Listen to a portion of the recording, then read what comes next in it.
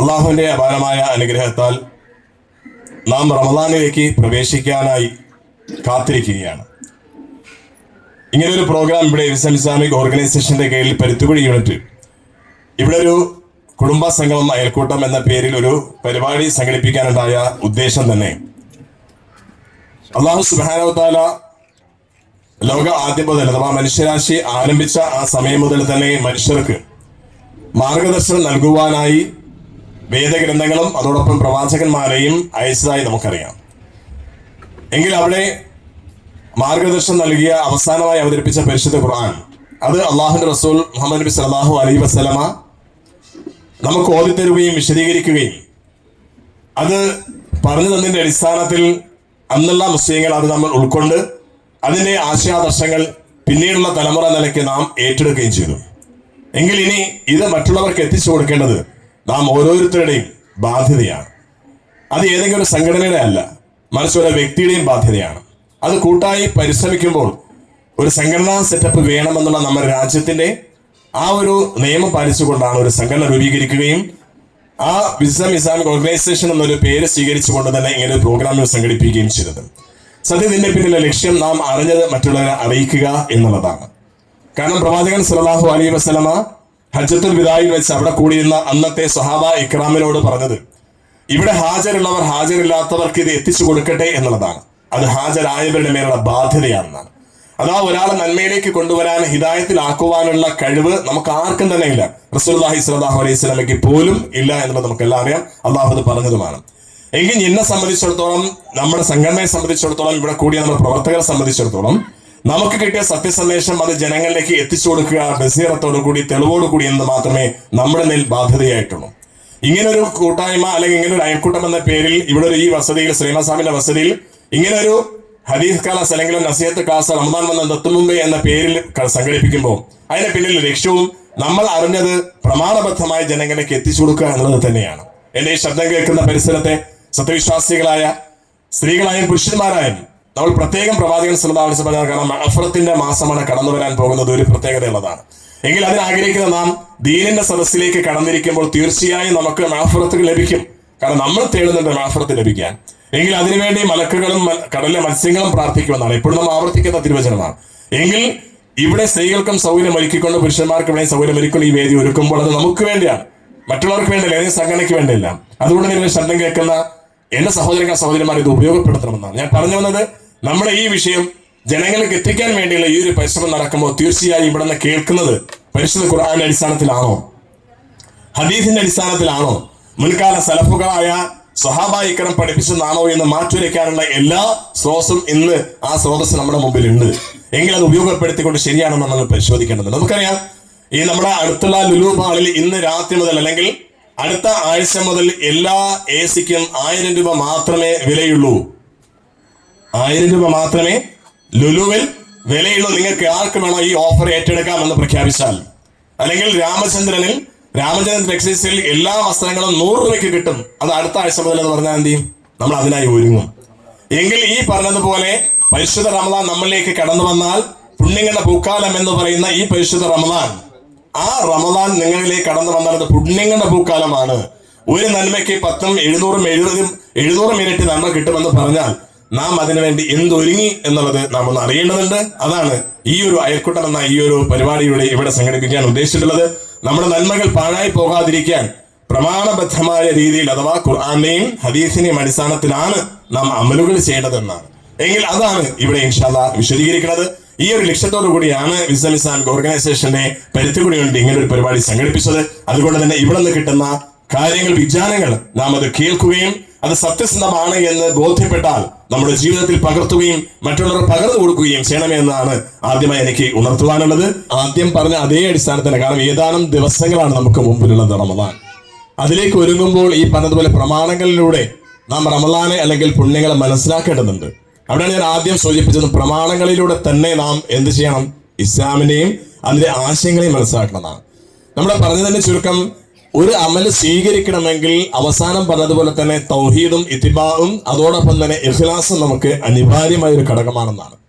അഥവാ പ്രവാചകൻ സല്ലല്ലാഹു അലൈഹി വസല്ലമ ഒരു ഖബർസ്ഥാനിൽ അഥവാ ഒരു അഥവാ കബറാളിയെടുത്ത് തിരിച്ചുപോയി കടന്നു വരുന്ന സമയത്ത് സഹാബാക്കളുമായി ഇരിക്കുന്ന സമയത്ത് ഒരു നീട്ടിയൊരു വര വരച്ചു.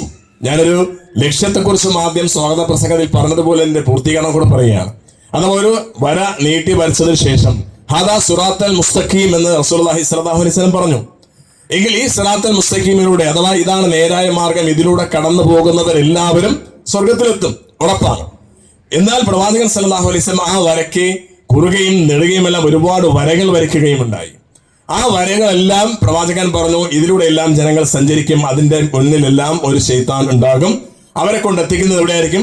നരകത്തിലായിരിക്കും. അപ്പൊ ഇത് ഹാദാ സിറാത്തൽ മുസ്തഖീം എന്ന് പറഞ്ഞത് എവിടെ?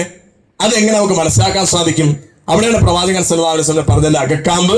ഞാൻ ആദ്യം സൂചിപ്പിച്ചതുപോലെ ഹജ്ജത്തിൽ ഇതയച്ച് പ്രവാചകൻ എത്തിയവർ എത്താത്തവർക്ക് എത്തിച്ചു കൊടുക്കട്ടെ എന്ന് വസിയത്തായ മുൻകാലത്തുള്ള നമ്മുടെ സ്വഹാബ ഇക്രാമിന് മുൻകാല സലഫുകൾക്ക് എത്തിച്ചു കൊടുത്തതിന്റെ ബാധ്യതയായിട്ടാണ് നാം ഇവിടെ നിർവഹിച്ചതെന്നാണ്. എങ്കിൽ റമദാൻ കടന്നു വരുമ്പോൾ ആ റമദാൻ നഷ്ടപ്പെട്ടു പോകാതിരിക്കാൻ ഒന്നാമത് വേണ്ടത് പ്രവാചകന്റെ ഹാദാ സിറാത്തൽ മുസ്തഖീം എന്ന് പറഞ്ഞ സിറാത്തൽ മുസ്തഖീമിലാണോ എന്നുള്ള പുനഃപരിശോധന ഞാനും നമ്മൾ ഓരോരുത്തരും നടത്തണം എന്നുള്ളത് തന്നെയാണ് ഈ ഒരു അയൽക്കൂട്ടം അല്ലെങ്കിൽ കുടുംബ സംഗമം വഴി നമ്മൾ ഉദ്ദേശിക്കുന്നത്. കാരണം അള്ളാഹുന്റെ റസൂൽ സല്ലല്ലാഹു അലൈഹി വസല്ലം പറഞ്ഞ ആ ഹാദാ സിറാത്തൽ മുസ്തഖീം എന്ന് പറഞ്ഞ ഇതാണ് സിറാത്തൽ മുസ്തഖീം എങ്കിൽ ഇന്ന് എല്ലാ ആ വിഭാഗങ്ങളും അഥവാ ഒരുപാട് സംഘടനകളാണ് നമ്മുടെ കൂട്ടത്തിലുള്ളത്, അല്ലെ?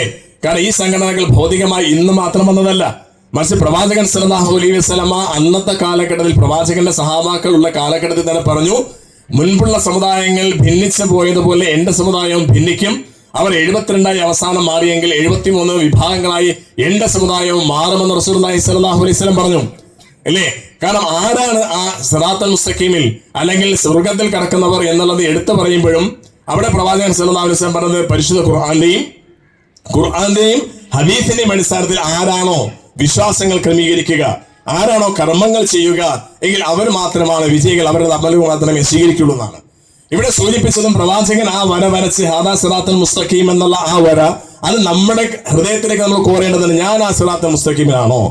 ഈ റമദാൻ പുണ്യങ്ങളുടെ പൂക്കാലമായി കടന്നു വരുന്ന സമയത്ത് ഞാൻ ഈ സിറാത്തിന്റെ പാലത്തിലൂടെയാണ് കടന്നു പോകുന്നത്.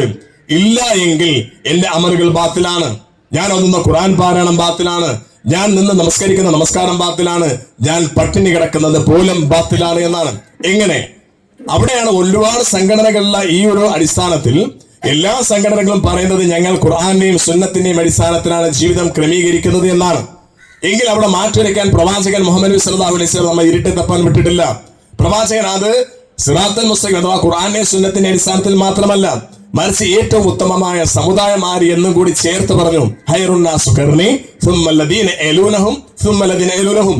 അഥവാ ഇസ്ലാമിന്റെ ഏറ്റവും ഉത്തമമായ തലമുറ എന്ന് പറയുന്നത് ആദ്യ 3 നൂറ്റാണ്ടുകാരാണ്. ഈ 3 നൂറ്റാണ്ടുകാർ ഏത് വിശ്വാസമാണോ പുലർത്തിപ്പോകുന്നത്, ഏത് വിശ്വാസത്തിന്റെ അടിസ്ഥാനത്തിലാണോ കർമ്മങ്ങൾ ചെയ്തത്, അത് ചെയ്തെങ്കിൽ മാത്രമേ അവർ നേരത്തെ ഞാൻ പറഞ്ഞ ഹാദാ സിറാത്തൽ മുസ്തഖീം എന്ന് പറഞ്ഞ സിറാത്തൽ മുസ്തഖീമിൽ എത്തത്തുള്ളൂ. കാരണം ഫാത്തിഹയിൽ സിറാത്തൽ മുസ്തഖീം എന്ന് പ്രാർത്ഥിക്കുമ്പോൾ റബ്ബേ എന്നെ സിറാത്തൽ മുസ്തഖീമിൽ എത്തിക്കണമെന്ന് പറയുമ്പോൾ ആ സിറാത്തൽ മുസ്തഖീം അറിയേണ്ടതുണ്ട്. അത് അറിഞ്ഞില്ല എങ്കിൽ വരുന്ന ഈ പുണ്യങ്ങളുടെ പൂക്കാലമായ റമദാൻ നമുക്കും പാഴായി മാറും. അതാണ് ഞാൻ നേരത്തെ പറഞ്ഞത്. എല്ലാ സംഘടനകളും ഈ പറഞ്ഞതുപോലെ ഖുർആനെ സുന്നത്തിന്റെ അടിസ്ഥാനത്തിലാണ് ജീവിക്കുന്നത് പറയുമ്പോൾ അത് ഖുർആനെ സുന്നത്തിന്റെ അടിസ്ഥാനത്തിലാണോ എന്ന് മനസ്സിലാക്കണമെങ്കിൽ എവിടെ നമ്മൾ നോക്കണം? ഈ പറഞ്ഞ 3 നൂറ്റാണ്ടുകാരിലേക്ക് നോക്കണം. അവർ നന്മയായി കണ്ടതാണ് നമുക്ക് നന്മ, അവർ തിന്മയായി കണ്ടതാണ് നമുക്കും തിന്മ. എങ്കിൽ റമദാൻ എങ്ങനെയാണ് അവർ കണ്ടത്? ആ കണ്ടത് ഏതിന്റെ അടിസ്ഥാനത്തിലാകും? അവിടെ സ്വഹാബാ ഇക്രാമിന്റെ രീതിയിലേക്ക് മനസ്സിലാക്കുമ്പോൾ ഖുർആന്റെയും സുന്നത്തിന്റെ അടിസ്ഥാനത്തിൽ സലഫ് സാലിഹ്യങ്ങൾ ജീവിച്ച മാർഗം നമ്മൾ തിരിച്ചറിയുമ്പോൾ നമുക്കുണ്ടാകേണ്ട ഒന്നാമത്തത് അമലുകൾ സ്വീകരിക്കാനുള്ള ബാധ്യത അത് തൗഹീദാണ്. ആ തൗഹീദ് ഇല്ല എങ്കിൽ അവരുടെ അമലുകൾ മുഴുവനും ബാത്തിലാണ്.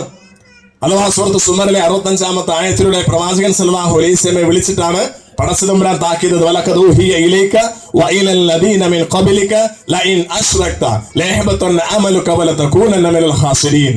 റസൂലുള്ളാഹി സ്വല്ലല്ലാഹു അലൈഹി വസല്ലമയെ വിളിച്ചിട്ട് മുൻകാല പ്രവാചകർക്ക് പോലും ഞാൻ കൊടുത്ത നിർദ്ദേശം എന്തെന്ന് പറഞ്ഞാൽ ലൈൻ അശ്റക്ത, നബിയെ അവരെങ്ങാനും ശിർക്ക് ചെയ്തു പോയാൽ, അവർക്ക് മുമ്പും കൊടുത്ത നിർദ്ദേശം ഏതാണ്? അവരിലെങ്ങാനും ശിർക്ക് കടന്നു വന്നാൽ അവർ ചെയ്ത കർമ്മങ്ങളെല്ലാം പാഴാണ്. ലയഹബത്തന്ന അമലുക വലതകൂനന്ന മിനൽ ഖാസിരീൻ, അവരെല്ലാം നഷ്ടക്കാരിൽ പെട്ടുപോകുമെന്നാണ്. എങ്കിൽ സഹോദരങ്ങളെ, നമ്മൾ ഓരോരുത്തരും ചിന്തിക്കേണ്ടതുണ്ട്. നമ്മൾ ചെയ്യുന്ന നമസ്കാരങ്ങൾ, നമ്മൾ ചെയ്യുന്ന നോമ്പുകൾ, രാത്രി തറാവി നമസ്കാരങ്ങൾ, ഇതൊക്കെ അള്ളാഹു സ്വീകരിക്കാതിരിക്കാൻ കാരണമായി ശിർക്കിന്റെ അംശങ്ങൾ കടന്നു വരുന്നുണ്ടോ? നിസ്കാരത്തിൽ ഫാത്തിഹ ഓതുന്നതിന് മുമ്പ് ഫർദ് നമസ്കാരത്തിൽ വനുസുക്കി വമഹിയായ വമമാത്തി ലില്ലാഹി റബ്ബിൽ ആലമീൻ, അള്ളാഹുവിനോട് നമ്മൾ പ്രതിജ്ഞ ചെയ്യണം. എന്താണ്? അള്ളാഹുവേ, എന്റെ കാണിക്ക, എന്റെ നേർച്ച, എന്റെ വഴിപാട്, എന്റെ ജീവിതം, എന്റെ മരണം മുഴുവൻ റബ്ബേ നിനക്ക് മാത്രമാണെന്ന് പ്രഖ്യാപിച്ചതിന് ശേഷം അതിന്റെ അർത്ഥം അറിയാത്തത് കൊണ്ടാണ് ഈ കാണിക്ക, നേർച്ച, വഴിപാടാകുന്നത് നമ്മൾ ആർക്കൊക്കെ അർപ്പിക്കുന്നുണ്ട്? അറിയാതെയാണെങ്കിൽ ഭീമാവും മച്ചക്ക് അർപ്പിക്കുന്നത്, അറിയാതെയാണെങ്കിൽ മുയ്യദ് ശൈഖ് അർപ്പിക്കുന്നത്, അറിയാതെയാണെങ്കിൽ നാം ഇഷ്ടപ്പെടുന്ന ഔലിയാക്കൊക്കെ അമ്പ്യാക്കൊക്കെ അർപ്പിക്കുന്നത് കൊണ്ട് നമ്മൾ നരകത്തിൽ പോകാനല്ല, മറിച്ച് സ്വർഗത്തിൽ പോകുമെന്ന വിശ്വാസത്തോടു കൂടിയാണ് നമ്മൾ അർപ്പിക്കുന്നത്. എങ്കിൽ അത് ഖുർആൻ പഠിപ്പിച്ചതാണോ? സുന്നത്ത് പഠിപ്പിച്ചതാണോ? സ്വഹാബായിക്കട മുൻകാല സലഫുകൾ പഠിപ്പിച്ചതാണോ? അവിടെ എന്നും ഈ ഒരു ചര്യയെ കാണുകയില്ല.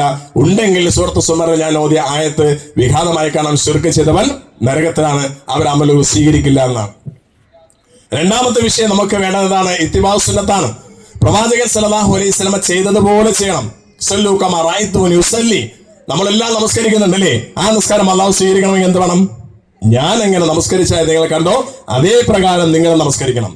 എങ്കിലും നോമ്പിന്റെ വിഷയത്തിലും എങ്ങനെയാണോ പ്രവാചകൻ സല്ലല്ലാഹു അലൈഹി വസല്ലം നോമ്പെടുത്തത്, എങ്ങനെയാണോ പ്രവാചകൻ റമദാനൊക്കെ വരവേറ്റത്, എങ്ങനെയാണോ പ്രവാചകന്റെ സ്വഹാബാക്കൾ അതിനെ ഉൾക്കൊണ്ടത്, ആ രീതി നമ്മൾ ഉൾക്കൊള്ളണം.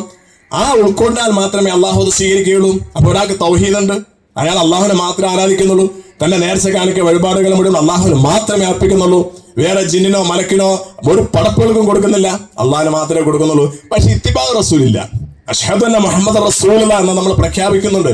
പക്ഷേ മുഹമ്മദ് നബി സല്ലല്ലാഹു അലൈഹി വസല്ലം നിസ്കരിച്ചതുപോലെ അല്ല നമസ്കാരം. നബി സല്ലല്ലാഹു അലൈഹി വസല്ലം നിസ്കരിച്ചതുപോലെ അല്ല നോമ്പെടുക്കുന്നത്, റമദാൻ വ്രതം സ്വീകരിക്കുന്നത്. എങ്കിൽ അവിടെ എന്ത് ചെയ്യണം? ആ സ്വീകരിച്ച മാർഗം നമ്മളെ റസൂലിന്റെ മാതൃകമാണോ എന്നുള്ള കാര്യം എന്ത് ചെയ്യണം? നമ്മളത് നോക്കണം. ഇല്ല എങ്കിൽ ആ അമൽ അള്ളാഹു സ്വീകരിക്കുകയില്ല. മൂന്നാമത്തെ കാര്യം ഇഖ്ലാസ്, ഭയഭക്തി ഉണ്ടാകണം ഓരോ കർമ്മത്തിനും. നിഷ്കളങ്കമായ നിലയിൽ അള്ളാഹുവിന് മാത്രം, മുഖ്ലിസീന ലഹുദ്ദീൻ എന്ന് പറയുന്നത് അവിടെയാണ്. നിഷ്കളങ്കമായ നിലയിൽ അള്ളാഹുവിന് കീഴ്വണക്കം അർപ്പിച്ചുകൊണ്ട് അമൽ ചെയ്താലേ അള്ളാഹു സ്വീകരിക്കുള്ളൂ.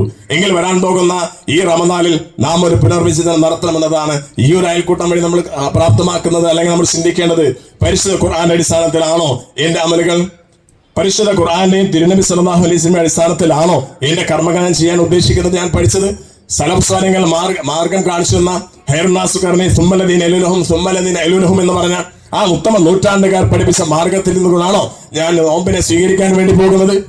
എങ്കിൽ നമുക്കത് ഉൾക്കൊള്ളാൻ സാധിക്കും. എന്നാൽ ഇന്ന് ഹതഭാഗ്യം എന്ന് പറയട്ടെ, അല്ലെങ്കിൽ ദൗർഭാഗ്യം എന്ന് പറയട്ടെ, നമ്മുടെ സമുദായത്തിൽ ഇന്ന് അമലുകൾ നിഷ്ഫലമായി പോകുന്ന രീതിയിലേക്കാണ് കാര്യങ്ങൾ പൊയ്ക്കൊണ്ടിരിക്കുന്നത്. അഥവാ അള്ളാഹുവിന് മാത്രം നമ്മളെ സൃഷ്ടിച്ച് പരിപാലിച്ചവനായി പടച്ചതമ്പുരാൻ അർപ്പിക്കേണ്ട അമലുകൾ അത് അള്ളാഹു അല്ലാത്തവർക്ക് പലർക്കും അർപ്പിച്ചുകൊണ്ട് നാം ശിർക്കിലേക്ക് എത്തിയിരിക്കുന്നു. നമ്മുടെ അമലുകൾ അള്ളാഹു സ്വീകരിക്കുകയില്ല.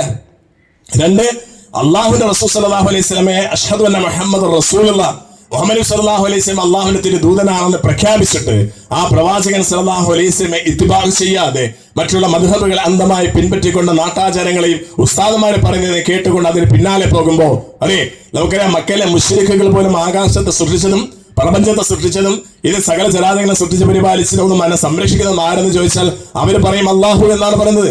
ഇവിടുത്തെ ഹൈന്ദവ സഹോദരങ്ങളെ സംബന്ധിച്ചിടത്തോളം അവർ ആകാശഭൂമികളെ സൃഷ്ടിച്ചത് മറ്റും ആരാണെന്ന് ചോദിച്ചാൽ അത് ഈശ്വരനാണെന്ന് പറയും, അല്ലേ? അവരെല്ലാവരും പറയുന്നതും അതേ ഇതാണ്. ത്വമേകം ശരേണ്യം ത്വമേകം വരേണ്യം ത്വമേകം ജഗത്കാരണം വിശ്വരൂപം, ഒരു വിശ്വരൂപമാണ് ഇതെല്ലാം സൃഷ്ടിച്ചെന്ന് പറയും. പക്ഷെ ഇന്ന് വളരെയധികം ഖേദകരം എന്ന് പറയട്ടെ, നമ്മുടെ ഉസ്താദന്മാരെന്ന് പറയുന്ന ആളുകൾ പഠിപ്പിക്കുന്നത് ഈ കേരളത്തിൽ ജീവിച്ച് മരണപ്പെട്ടു പോയ ഒരു ഔലിയാണ് ഇന്ന് ഈ ആകാശങ്ങൾ അല്ലെങ്കിൽ പ്രപഞ്ചത്തെ നിയന്ത്രിക്കുന്നത് എന്നാണ്. എവിടെയാണ് മുസ്ലിം സമുദായം പോയി എത്തിയത് എന്നുള്ളത് ഒരു തിരിച്ചറിവ് നമ്മൾ എടുത്തേണ്ടതുണ്ട്. ഇത് റസൂൽ പഠിപ്പിച്ചതാണോ? സഹാബാക്കൾ പഠിപ്പിച്ചാണോ? ഈ ലോകത്തിന്റെ വിവിധ ഭാഗങ്ങൾ എല്ലാ പ്രപഞ്ചത്തെയും സൃഷ്ടിക്കുന്നത് കേരളത്തിലെ ഒരു മലപ്പുറത്ത് ജീവിച്ച് മരിച്ചുപോയ ഒരാളാണ് ഇതൊക്കെ നിയന്ത്രിക്കുന്നത് പറഞ്ഞാൽ ഇസ്ലാമിനെ കളിയാക്കാൻ, യുക്തിവാദികൾ വർദ്ധിക്കാൻ, എക്സ് മുസ്ലിമായ നമ്മുടെ മുസ്ലിം സമൂഹത്തിലെ കുട്ടികൾ മാറിപ്പോകാനുള്ള കാരണമാകുന്നത് ഇതേപോലുള്ള മാലമൗലിദുകളും കുത്തുറാത്തീബുകളുമുള്ള അന്ധവിശ്വാസങ്ങൾ പേർന്നതുകൊണ്ടാണ്. പരിശുദ്ധ ഖുർആന്റെ അടിസ്ഥാനത്തിൽ നാം ജീവിതം ക്രമീകരിക്കുകയും വിശ്വാസങ്ങൾ ക്രമീകരിക്കുകയും അതിന്റെ അടിസ്ഥാനത്തിൽ കർമ്മങ്ങൾ ചെയ്യുകയും ചെയ്താൽ ഇസ്ലാമിന്റെ മുന്നിൽ പിടിച്ചു നിൽക്കാൻ ഒരാൾക്കും സാധിക്കുകയില്ല. കാരണം അള്ളാഹു അർപ്പിച്ച ദർശനമാണ്. ആ പ്രകാശത്തെ അള്ളാഹു പൂർത്തീകരിക്കുകയും ചെയ്യും. കാഫിറുകൾക്ക് എത്ര അനിഷ്ടകരമായാലും ശരി എന്നുള്ളതാണ്. എങ്കിൽ പ്രമാണത്തിന്റെ ബാധ്യത അവിടെയാണ്. സഹോദരങ്ങൾ, അവിടെ ഞാൻ പറയുന്നത് ഈ പറയുന്ന പോലെ തൗഹീദും സുന്നത്തും ശരിയായി എങ്കിൽ പിന്നെയുള്ളത് ഇഖ്ലാസാണ്. ആ ഇഖ്ലാസ് എനിക്കുണ്ടോ? നേരത്തെ പ്രാസംഗികൻ സൂചിപ്പിച്ചല്ലോ ഇവിടെ അമീർ, എരിയാതെ നമ്മളിൽ കടന്നു വന്നു പോയാൽ അഥവാ ലോകമാന്യം. ഈ ഞാൻ ഇന്ന് സംസാരിക്കുമ്പോൾ നിങ്ങൾക്കറിയട്ടെ, ഞാൻ നല്ലൊരു പ്രാസംഗികനാണ്, ഞാൻ നല്ലൊരു പണ്ഡിതനാണ്, എനിക്ക് സംസാരിക്കാൻ കഴിവുള്ള ആളാണ് എന്ന് കരുതട്ടെ എന്നതാണെങ്കിൽ അതാണ് റിയാദ്.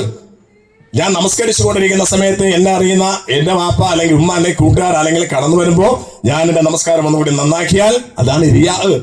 ഈ സംസാരിക്കുന്ന സംസാരം റബ്ബേ, എന്റെ ഈ സംസാരം ഈ ഒരു കുടുംബസംഗമം ഇവിടെ വിളിച്ചുകൂട്ടി ഇത്രയും ആളുകളെ വിളിച്ചുകൂട്ടിയിട്ട് ഇതൊരു പ്രയോജനമാകാതെ പോകുമോ? എങ്കിൽ അവർക്കൊരു പ്രയോജനം ഉണ്ടാകണം റബ്ബേ എന്നുള്ള നിയത്തോടു കൂടിയാണ് ഞാൻ സംസാരിക്കുന്നതെങ്കിൽ, ഇതുവരെ ഒരാൾക്ക് ഒരു പുണ്യം കിട്ടിയാൽ, ഒരു നന്മ കിട്ടിയ അയാൾ ചെയ്താൽ ഇതിന്റെ പുണ്യം റബ്ബേ എനിക്ക് കിട്ടണമെന്ന നിയത്തോടു കൂടിയാണ് സംസാരിച്ചാൽ അതാണ് ഇഖ്ലാസ്. മറിച്ച് ഇത് ആരെങ്കിലും കാണട്ടെ, അവർ കേൾക്കട്ടെ, അവർ അറിയട്ടെ എന്നുള്ള ചിന്തയാണെങ്കിൽ അതാണ് റിയാദ്. അല്ലാഹു സുബ്ഹാനഹു വ തആല റിയാദ് നമ്മളെ കാത്തിരക്ഷിക്കുമാറാകട്ടെ. അവിടെയാണ് ഇഖ്ലാസിന്റെയും പ്രാധാന്യം. ആ ഇഖ്ലാസിന്റെ പ്രാധാന്യം മനസ്സിലാക്കുമ്പോഴാണ് എന്നുള്ള സൂറത്തുൽ മാഊനിലെ ആയത്ത് നമ്മുടെ പ്രസക്തം. ഫവൈലിൽ മുസല്ലീൻ, നിസ്കരിക്കുന്നവർക്ക് നാശം എന്ന് അല്ലാഹു പറയാൻ കാരണം അതാണ്. ആനന്ദ അവരെ സംബന്ധിച്ചിടത്തോളം അല്ലദീനഹും അൻ സ്വലാത്തിഹിം സാഹൂൻ, അല്ലദീനഹും അവർ നമ്മുടെ ആയത്തിനെ കുറിച്ച് നിസ്കരിക്കുന്നവർക്ക് നാശം എന്നാണ്, നിസ്കരിക്കാത്തവർക്ക് എന്നല്ല, നിസ്കരിക്കുന്നവർ നാശം. ആ നിസ്കാരം ആരാണ്? അലസന്മാരായി നിസ്കരിക്കുന്നവർ, ജനങ്ങളെ കാണിക്കാൻ വേണ്ടി നിസ്കരിക്കുന്നവർ. അപ്പൊ അവിടെ ഇഖ്ലാസ് ഇല്ല, ഭയഭക്തിയില്ല, ഈ ജനങ്ങളെ കാണിക്കാൻ വേണ്ടിയായി. എങ്കിലും ഈ ഇഖ്ലാസ് കൂടെ നമ്മളെ കടന്നു വരേണ്ടതുണ്ട്. നോമ്പിന്റെ വിഷയത്തിലും അതാണ്. ഈ ഇഖ്ലാസ് നമുക്ക് അറിയാൻ പറ്റില്ല. ഞാൻ നോമ്പാണോ? എനിക്ക് മാത്രമേ അറിയൂ, റബ്ബിന് മാത്രമേ അറിയൂ, മറ്റുള്ളവർ കാണാൻ പറ്റില്ല.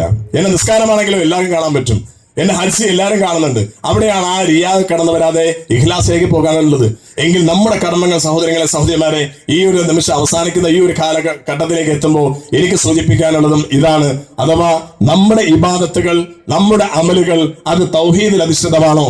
നമ്മുടെ ജീവിതത്തിൽ, കർമ്മത്തിൽ, വിശ്വാസത്തിൽ ശിർക്കിന്റെ എന്തെങ്കിലും ഒരു അംശം കടന്നു വന്നിട്ടുണ്ടോ? സംഘടന പക്ഷപാതത്വം ഇല്ലാതെ നമ്മൾ ഒഴിവാക്കണം സഹോദരങ്ങളെ സഹോദരിമാരെ. നമ്മുടെ കാലാകാലങ്ങളായി നമ്മുടെ പൂർവികരായ ആളുകൾ അനുഷ്ഠിച്ചു വരുന്ന ഒരുപാട് ആചാരങ്ങൾ ഉണ്ടാകാം, ഒരുപാട് അനുഷ്ഠാനങ്ങൾ ഉണ്ടാകാം. ഞാനൊക്കെ ഇതിലിരിക്കുന്ന ആളുകളൊക്കെ മുമ്പും ഇതേപോലെയുള്ള പുണ്യങ്ങളാണെന്ന് കരുതിക്കൊണ്ട് തന്നെ ഭീമാപ്പള്ളിയിൽ പോയി നേർച്ച വഴിപാടുകൾ നടത്തിയിട്ടുണ്ട്, ചന്ദനക്കുടങ്ങൾ എടുത്തിട്ടുണ്ട്. ഇന്ന് അവിടുത്തെ ഇമാമ തന്നെ പറഞ്ഞു ഈ ചന്ദനക്കുടം അനിസ്ലാമികമാണ്, അത് പാടില്ല എന്ന് പറഞ്ഞ അൽഹംദുലില്ലാ അത് ഈ പ്രസ്ഥാനത്തിന്റെയൊക്കെ വളരെ ത്യാഗോജ്വലമായ പ്രമാണം ഉദ്ധരിച്ചുകൊണ്ടുള്ള പ്രഭാഷണങ്ങളെ ഇതേപോലുള്ള പരിപാടികൾ വച്ചതിന്റെ കാരണത്താൽ അവിടുത്തെ ഇമാമിന് തന്നെ പറയേണ്ടി വന്നു, അല്ലെ? ഭീമാപ്പള്ളിയിൽ ചന്ദനക്കുടം പാടില്ല എന്ന് നിങ്ങളൊക്കെ കണ്ടു കേട്ടു. മുജാഹിദ് അല്ലല്ലോ. അവർ പറഞ്ഞത് അവിടുത്തെ സുന്നി പണ്ഡിതനാണ്. എന്തേ കാരണം? വിശുദ്ധ ഖുർആന്റെ ഹദീസിന്റെ അടിസ്ഥാനത്തിൽ ഈ ആചാരങ്ങൾക്ക് പ്രസക്തി ഇല്ലെന്ന് അവർക്ക് മനസ്സിലായി. എങ്കിൽ സഹോദരങ്ങളെ, ഖുർആന്റെ സുന്നത്തിന്റെയും ഹദീസിന്റെയും അടിസ്ഥാനത്തിൽ സലഫ് സാലിഹുകളുടെ ജീവിതശൈലിയുടെ മനസ്സിലാക്കിയാൽ ഇന്ന് നമ്മൾ പുലർത്തി പോകുന്ന ആശയാദർശങ്ങളിൽ അധികവും ഇസ്ലാമികമല്ല എന്ന് നമുക്ക് മനസ്സിലാക്കും. അതുകൊണ്ട് തന്നെ നമ്മൾ നമസ്കാരത്തിൽ പറഞ്ഞതുപോലെ റബ്ബിൽ ആലമീൻ എന്ന് പറഞ്ഞ എന്റെ റബ്ബിൽ ആലമീൻ, റബ്ബിന് മാത്രമാണ് എന്റെ നേർച്ച കാണിക്ക വഴിപാട് എന്ന് പറഞ്ഞെങ്കിൽ അത് അവിടെ മാത്രം എന്റെ റബ്ബിനെ മാത്രം അർപ്പിക്കാൻ നാം തയ്യാറാകേണ്ടതുണ്ട്. അഷ്ഹദു അന്ന മുഹമ്മദ് റസൂലുള്ളാഹി എന്ന് പറഞ്ഞ ആ ഷഹാദത്ത് കലിമ, അത് രണ്ടാം കലിമ, അത് ഉറപ്പിച്ചുകൊണ്ട് തന്നെ മുഹമ്മദ് നബി സല്ലല്ലാഹു അലൈഹി വസല്ലം മാത്രം ഇത്തിബാ ചെയ്തുകൊണ്ട് മുന്നോട്ട് പോകാൻ, വിശ്വാസം അർപ്പിക്കാൻ, അതോടൊപ്പം കർമ്മങ്ങൾ ചെയ്യാൻ നാം സന്നദ്ധമാകണം. അവിടെ മദ്ഹബുകളെ കളയാനല്ല. മദ്ഹബുകൾ പറയുന്നത് പ്രമാണബദ്ധമായി ശരിയാണെങ്കിൽ 4 മദ്ഹബല്ല 40 മദ്ഹബായാലും സ്വീകരിക്കാൻ നാം തയ്യാറാകണം. എന്നാലും നമ്മൾ സ്വർഗത്തിലെത്തുകയുള്ളൂ. അതോടൊപ്പം പ്രധാനപ്പെട്ടതാണ് ഞാൻ പറഞ്ഞ ഇഖ്ലാസ്. ഈ ഇഖ്ലാസ് ഭയഭക്ത നമുക്കുണ്ടാകണം സഹോദരങ്ങളെ. എന്നാൽ മാത്രമേ റമദാൻ എന്ന പുണ്യങ്ങളുടെ പൂക്കാലമാകുന്ന ആ നന്മ നമുക്ക് കിട്ടുകയുള്ളൂ. ഇൻഷാ അല്ലാഹ് ഈ ഒരു കുടുംബസംഗമം ഇവിടെ അവസാനിക്കുകയാണ്. നേരത്തെ സൂചിപ്പിച്ചുള്ള നമ്മുടെ മദ്രസയിൽ അഥവാ ഇന്ന് ഇസ്ലാമിക് ഓർഗനൈസേഷന്റെ വിസ്ഡം എഡ്യൂക്കേഷൻ ബോർഡിന്റെ കീഴിൽ ഒരു സിസ്റ്റമാറ്റിക് ആയിട്ട് തന്നെയാണ് മദ്രസ സംവിധാനം നടന്നു വരുന്നത്.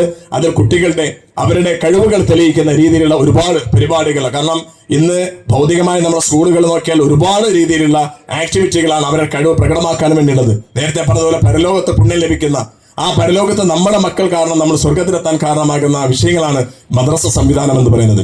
ഈ മദ്രസ എന്ന തീവ്രവാദം പഠിപ്പിക്കുന്നതാണ് എന്ന് ചില ചെയ്തികൾ അല്ലെങ്കിൽ ശത്രുക്കൾ പറഞ്ഞു വരുത്തുമ്പോൾ എന്താണ് മദ്രസകളുടെ വിശേഷങ്ങൾ എന്ന് നമ്മൾ പങ്കുവയ്ക്കേണ്ടതുണ്ട്. അവിടെ അവരുടെ കായിക ശേഷി വർദ്ധിപ്പിക്കാൻ, അവരുടെ കായിക മേളകൾ അല്ലെങ്കിൽ അവരുടെ കഴിവുകൾ പ്രകടിപ്പിക്കുന്ന രീതിയിലുള്ള പ്രവർത്തനങ്ങൾ കൊണ്ടുവരുന്നുണ്ട്. അങ്ങനെ സർഗമേള എന്ന പേരുള്ള പരിപാടി സംഘടിപ്പിച്ചു. നമ്മുടെ പരുത്തുകുഴി സലഫി മദ്രസ സൗജന്യമായി തന്നെയാണ് ഇപ്പോഴും ഫീസ് വാങ്ങാതെ കുട്ടികൾക്കുള്ള മദ്രസ പഠനം ഒരുക്കിയിട്ടുള്ളത്. എന്റെ ശബ്ദം കേൾക്കുന്ന സഹോദരിമാർ, മദ്രസ എന്ന് പറയുന്നത് കുട്ടികൾക്ക് വിജ്ഞാനം ഉണ്ടാക്കാനും നമ്മുടെ നാടിനോടും നാട്ടുകാർക്കും പ്രതിബദ്ധത ഉണ്ടാക്കാനും നമ്മുടെ മാതാപിതാക്കൾക്ക് നല്ലൊരു തണലായി വളരാനുമുള്ള ഒരു മക്കളായി മാറ്റാനുള്ള സംവിധാനമാണ് മദ്രസ. അതൊരിക്കലും തീവ്രവാദമല്ല. അത് തെറ്റിദ്ധരിച്ചവരോട് പറയാനുള്ളത് നല്ലൊരു സംസ്കാരത്തെ വളർത്തിയെടുക്കാനാണ് മദ്രസ സംവിധാനമുള്ളത്. അവിടെ നിന്ന് വിജയിച്ച കുട്ടികളുടെ അവാർഡ് ദാനവും കൂടി ഇവിടെ നടക്കുകയാണ്. ഇൻഷാ അല്ലാഹ് ഈ ഒരു അവസരത്തിൽ ഇതിന്റെ അവാർഡ് വിജ്ഞാനദാനം കൂടി ഇവിടെ നടത്തുകയാണ്. എന്നാൽ ഇതിന്റെ അവാർഡ് വിതരണം ലഭിച്ച അല്ലെങ്കിൽ പ്രൈസ് നേടിയ വിദ്യാർത്ഥികൾക്കുള്ള അവാർഡ് വിതരണവും കൂടി ഇൻഷാ അല്ലാഹ് ഇവിടെ നടക്കുകയാണ്. അതോടൊപ്പം വിജ്ഞാനം നേടുവാൻ വേണ്ടിയുള്ള അവസരങ്ങൾ റമദാനിൽ നമ്മൾ ഒഴിവാക്കരുത്.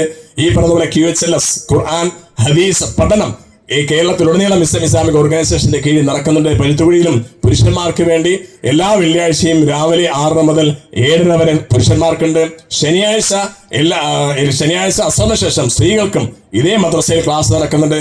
അതോടൊപ്പം 8ാം ക്ലാസ് കഴിഞ്ഞ കുട്ടികൾക്ക് വേണ്ടി, പെൺകുട്ടികൾക്ക് വേണ്ടി ഒരു CRA ക്ലാസും പരുത്തുകുഴിയിൽ നടക്കുന്നുണ്ട്. കാരണം 8ാം ക്ലാസ് കഴിഞ്ഞാൽ പെൺകുട്ടികൾ അവർ മെച്ചുവറായി പ്രായപൂർത്തിയായി, അതുകൊണ്ട് മദ്രസയിലേക്ക് വിടില്ല എന്ന് പറഞ്ഞ് മാറ്റിവെക്കുന്ന ഉമ്മമാർ, വാപ്പമാർ തക്കുവ കാണിക്കുമ്പോൾ അവർ അന്യപുരുഷന്മാരുടെ മുമ്പിൽ പോയി നിന്നുകൊണ്ട് അവർ ഭൗതിക പഠനം നടത്തുന്നു എന്നുള്ളത് നമ്മൾ തിരിച്ചറിയേണ്ടതുണ്ട്.